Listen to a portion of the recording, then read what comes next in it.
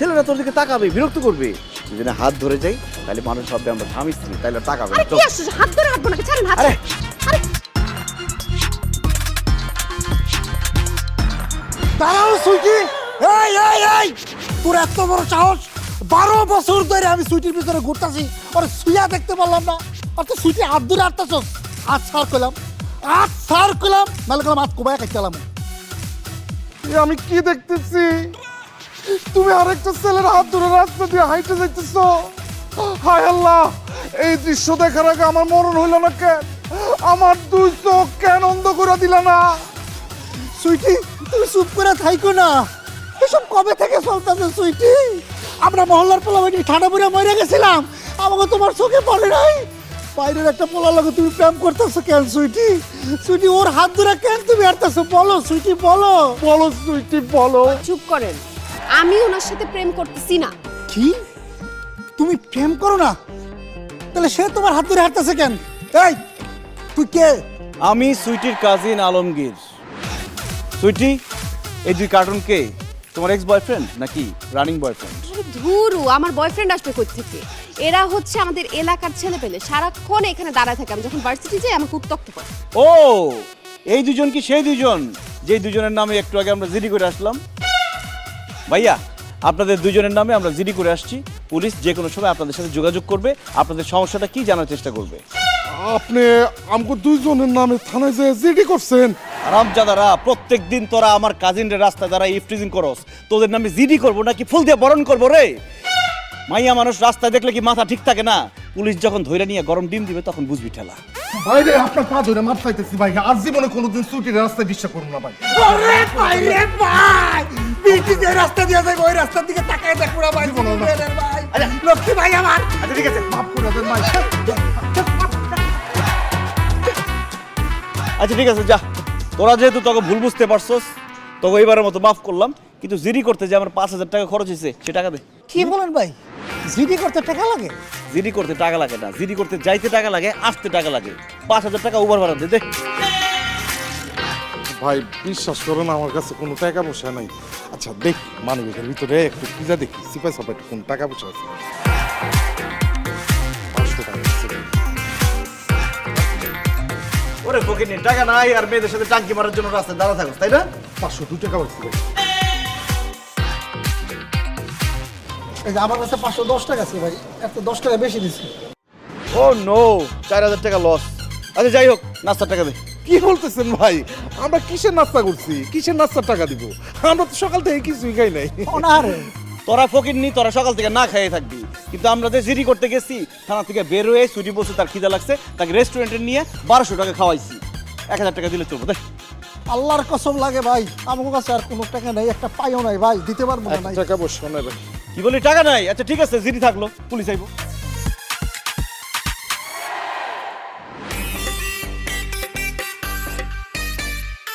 আচ্ছা ঠিক আছে, যার সামনের থেকে বিদায় হ।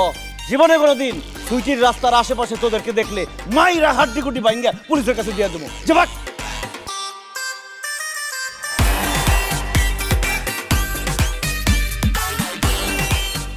কেমন দিলাম?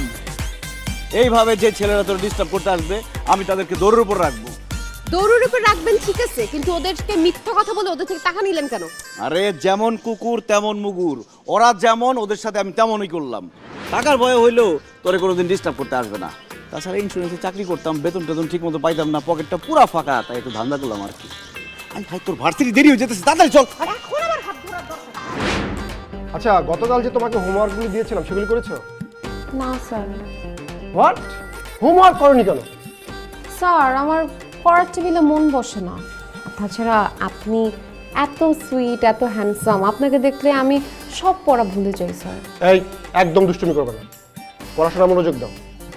আচ্ছা শোনো, আজকে আমরা তাহলে 3 নম্বর চ্যাপ্টারটা পড়ি না? প্রাইভেট মাস্টার যে স্মার্ট আর লম্বা, আমার কাজিন সুইটি যেভাবে তার দিকে হা কইরা তাকায় আছে, কবে যে কি ঘটনা ঘইটা যায় আল্লাহই জানে। না না না, আমি থাকতে এটা হতে দিব না। আজকে যেভাবেই হোক খালুকে দিয়ে এই প্রাইভেট মাস্টারকে সারা জীবনের জন্য বাসা থেকে ঘাড় ধাক্কা দিয়ে বের করে দিব।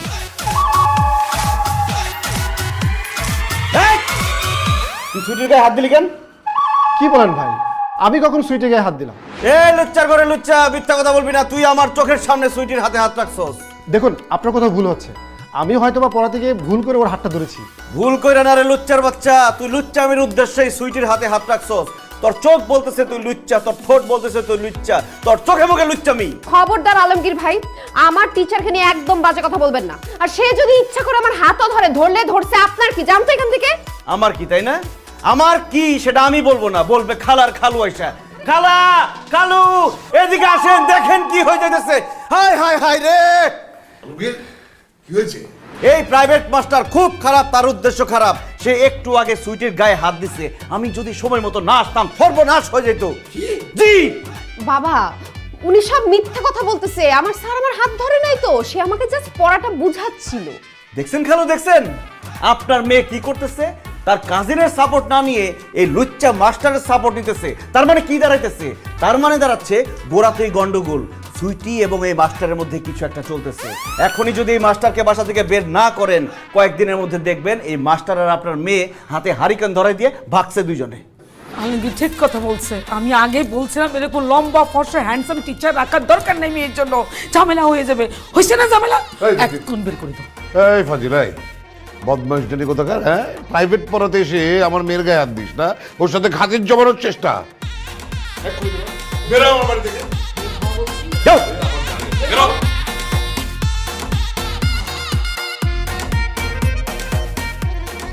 কেমন দিলাম সুইটি? এরকম করে তোর আশেপাশে জমে থাকা আগাছাগুলোকে আমি ঘেঁচ ঘেঁচ করে কেটে দিব। আমার সময় আসবে না, আমি আপনার মাথা কাটবো। Let's see. হ্যালো রাকিব, তুমি সোনারগাঁও হোটেল থেকে বের হয়েছো? ও, বের হয়ে আমাকে মিস করতেছো? আই মিস ইউ টু জান। আচ্ছা, আমরা কবে দেখা করব? হ্যাঁ, কালকে আমি দেখা করতে পারবো।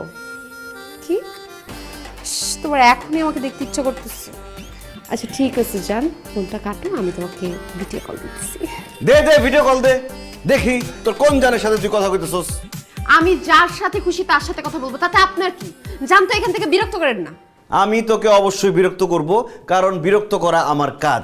আর এই বিরক্ত করার জন্য আমি আমার খালুর কাছ থেকে প্রত্যেক মাসে বেতন নিই। দে দে তোর মোবাইল দে, পাসওয়ার্ড বল। আমি আমার ফোনের পাসওয়ার্ড কেন আপনাকে বলতে যাব? কারণ আমি দেখবো তুই ফেসবুকে, হোয়াটসঅ্যাপে, ভাইবারে, মেসেঞ্জারে কোন ছেলের সাথে কথা কস, কোন ছেলের সাথে হাই হ্যালো করস। ওই সব করে আমি ব্লক করে দেবো। দে পাসওয়ার্ড দে। আপনি কিন্তু খুব বাড়াবাড়ি করতেছেন আলমগীর ভাই। কাজিন কাজিনের মতো থাকেন। আমি তোর কাজিন বলেই তো তোর সাথে বাড়াবাড়ি করতেছি। তুই বিভিন্ন ছেলেদের সাথে কথা বইলা ইমোশনাল হয়ে যাবি, 2 দিন পর ভুল পথে পা বাড়াবি, তারপর আমার খালা খালুর মান সম্মান ধুলাই লুটাই দিবি। উহা আমি হতে দিব না। তে পাসওয়ার্ড দে। আমি আমার বাপের মান সম্মান ডুবাবো, তাতে আপনার কি? আমি আমার মোবাইলের পাসওয়ার্ড আপনাকে দিব না। ঠিক আছে, আমার নাম আলমগীর, আমার মাথায় বুদ্ধি করে গিরগির। পাসওয়ার্ড কিভাবে বাইর করতে হয় উহা আমি খুব ভালো করিয়া জানি। খালু, ও খালু, ঘুমাইছেন নাকি? হ্যালো হাজি, রিপোর্ট বল আলমগীর। রিপোর্ট অনুযায়ী আপনার মেয়ে প্রত্যেকদিন মধ্যরাত পর্যন্ত বিভিন্ন ছেলের সাথে বিভিন্নভাবে কথা বলে। সেইটা আমি দেখার জন্য মোবাইলটা নিছি, কিন্তু সে আমাকে পাসওয়ার্ড দিতেছে না। এখন আপনি পাসওয়ার্ড নেন তার কাছ থেকে, মোবাইল চেক করেন এবং যেই সব ছেলের সাথে কথা বলে সবগুলোর ব্লক করেন, মানে 2 দিন পরে আপনার হার্টে ব্লক করবে। আলমগীর তুই ঠিক কথা বলেছিস। এই মোবাইলের পাসওয়ার্ড দে। বাবা বিশ্বাস করো, আমি আমার মোবাইলে কোনো ছেলের সাথে কথা বলি না। আমার মোবাইলে তো কোনো ছেলের নাম্বারই নাই। আমার ফেসবুক ভর্তি খালি মেয়ে আর মেয়ে। বাবা, তাহলে তো খুবই ভালো। তুই টেনশন করছিস কেন? পাসওয়ার্ড দিয়ে দে। আর পাসওয়ার্ড না দিলে একদম আছাড় দিয়ে তোর মোবাইল আমি ভেঙে ফেললাম। না না না না না, আমি বলতেছি 000 000 000 000।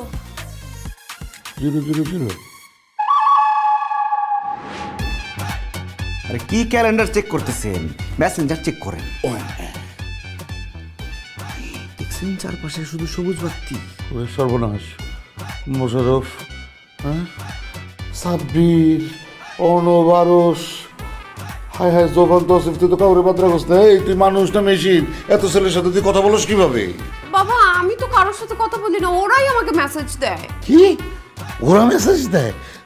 আলমগীর এখন কি করি বলতো? তোরা মেসেজ দেয় কোথায় দেয়? মোবাইলে মেসেজ দেয়। এই মোবাইল আজকে থেকে সুইটির ব্যবহার করতে দিবেন না, ব্যাস সুইটিও সেফ, আপনিও সেফ। ফালতু কথা বলবেন না আলমগীর ভাই। মোবাইল ছাড়া আমি থাকবো কিভাবে? এই যুগে কি মোবাইল ছাড়া থাকা যায় বাবা? তুমিই বলো। 30-40 বছর আগে আমাদের হাতে তো কোনো মোবাইল ছিল না, তখন আমাদের মধ্যে অনেক প্রেম ভালোবাসা সম্পর্ক অনেক গভীর ছিল। তুই সেরকম থাকবি, মোবাইল ছাড়া থাকবি, কারণ মোবাইল অলরেডি সিক্সড। বাবা আমার মোবাইলটা দিয়ে যাও প্লিজ, আর হবে না বাবা। মোবাইল ছাড়া কি থাকা যায়? কিরে সুইটি, কেমন দিলাম? ও বাগো,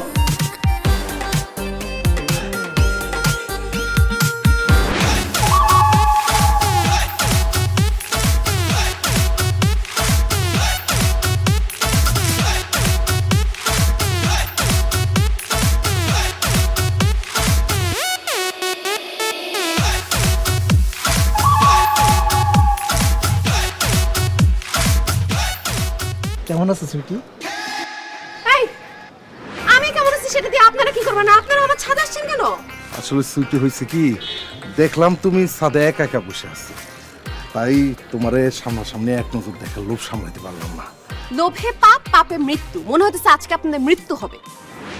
আপনারা তাড়াতাড়ি ছাদ থেকে যান। আমার কাজিন আলমগীর ভাই যদি এখানে আসে আপনাদের দুইজনকে লাথি মাইরাই ছাদ থেকে ফালায় মাইরা ফেলবে। আমরা তোমার জন্য মরতে পারি ও সুন্দরী, তুমি গলার মালা। তোমার জন্য একবার নয় 1000বার আমরা মরতে পারি সুন্দরী। না হচ্ছে আমার ময়না, তোরা পয়সা পাবি রে। খুব ভালো লাগতেছে যে আমার কাজিনের জন্য কেউ মরতে চায়। তোদের কষ্ট করে মরতে হবে না, আমি তোদের ব্যবস্থা করে দিতেছি। তোরা সবাই একটা একটা কইরা ছাদের সাইডে আয়, আমি লাথি দিয়ে ফালাই দেবো, পরে পড়ে যাবি।